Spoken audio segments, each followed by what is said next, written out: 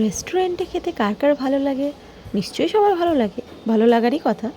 তো আমারও ভালো লাগে, তবে একটা কথা কি জানো তো, বেশি বাইরের খাবার না খাওয়াই ভালো। তবে হ্যাঁ, তাই বলে যাব না তা নয়, মাসে একবার যাওয়া যেতেই পারে, 1 মাসে 2 মাসে 1-2বার যাওয়া যেতেই পারে, তাতে কোনো ব্যাপার না। তবে হ্যাঁ, বুঝে শুনে কিন্তু অবশ্যই খাবে, কারণ এবার বেশি খেয়ে নিলে তারপর শরীর খারাপ হলো সেটা কিন্তু কখনোই করবে না, ঠিক আছে? তো যাই হোক, আজকে একটা রেস্টুরেন্টের ব্যাপারেই বলবো, যেখানে আমরা খেয়েছিলাম। অবশ্যই একটা উপলক্ষেই গিয়েছিলাম, বাবা মামুনির অ্যানিভার্সারি ছিল, তো যার কারণে আমরা সেদিন গিয়েছিলাম খেতে। আর রেস্টুরেন্টের নাম ছিল ও ক্যালকাটা, ঠিক আছে? এখানে আমরা যেই প্রথমবার গেলাম তা নয়, এর আগেও কিন্তু গিয়েছি, আর এখানকার খাওয়ার কোয়ালিটিটা জাস্ট দারুণ ছিল। তো সেটাই আজকে তোমাদেরকে বলবো।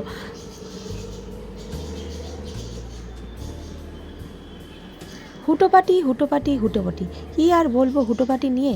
এই যে মহারাজকে নিয়ে যেখানেই যাই, মানে আমার পুত্রকে নিয়ে যেখানেই যাই, সেখানে গিয়েই তো হুটোপাটি করে।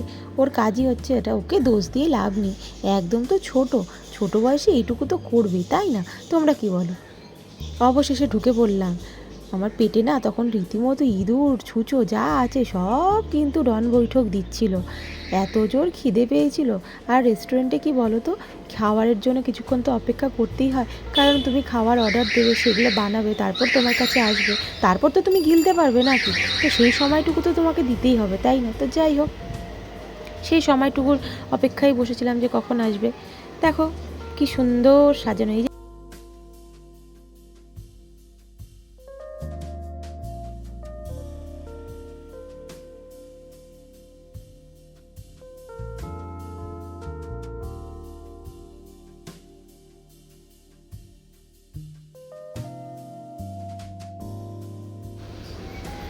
কাজ করতে বড্ড ভালোবাসে।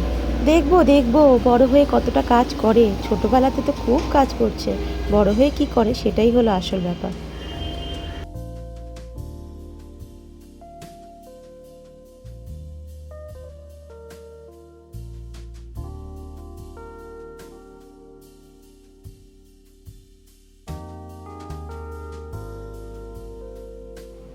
এই যে এটা দেখছো না, এটা কিন্তু কোনো ডিশ নয়, আমার ছেলের দুধ রুটি। হ্যাঁ, ভুল করো না যেন। ওর খাবারটা সাথে করেই নিয়ে গিয়েছিলাম, কারণ ও তো বাইরের খাবার খায় না। তো ওর খাবারটা আমি বাইরে থেকেই নিয়ে যাই, ওটাই ও খায়। যেখানেই যাই, কোনো রেস্টুরেন্টে হোক বা যার বাড়িতেই হোক না কেন, সেখানে আমরা ওর খাবারটা নিয়ে যাই, ওখানে ও খেয়ে নেয়। তো এটা দুধ রুটি ছিল, হ্যাঁ। তো আমাদেরও স্টার্টার যেটা আমরা অর্ডার করেছিলাম সেগুলো চলে এসেছিলো।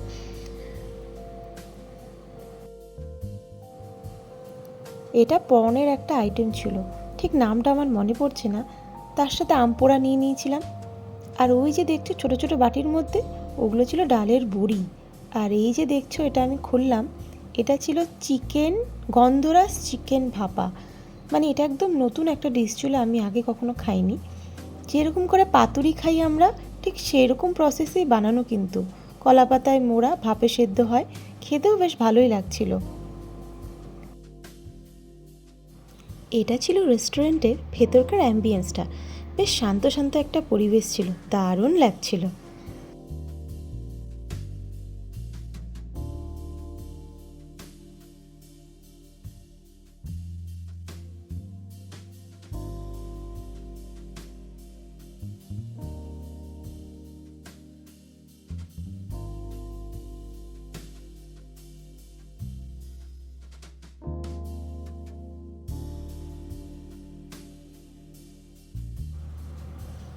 অবশেষে খাবার চলে এলো, গরম গরম পোলাও। তবে যতই বলো বাড়ির পোলাওয়ের মতন কিন্তু বাইরের পোলাও লাগে না, তবে কিন্তু এটা বেশ ভালোই ছিল, খেতে বেশ দারুণই ছিল।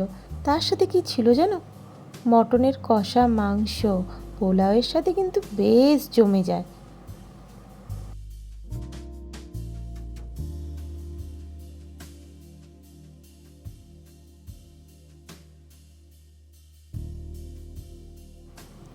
চলে এসছে মটনের কষা মাংস।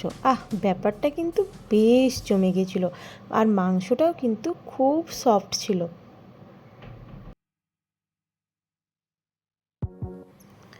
বসে পড়েছি খেতে। কার কার পোলাও মাংস খেতে ভালো লাগে জানিও, কিন্তু আমার কিন্তু বেশ লাগে। তবে আমার কিন্তু বিরিয়ানিও খুব পছন্দের খাবার। আর সত্যি বলতে কি, আমি বরাবরই একটু মটন ভক্ত, মটন খেতে খুব ভালোবাসি। আর এরকম কষা কষা মাংস হলে তো কোনো কথাই নেই। তার সাথে নেওয়া হয়েছিল কিন্তু বাটার নান, আর নানের সাথেও কিন্তু মাংস বেশ ভালো জমে যায়। কি কি ফুল আছে বলো তো?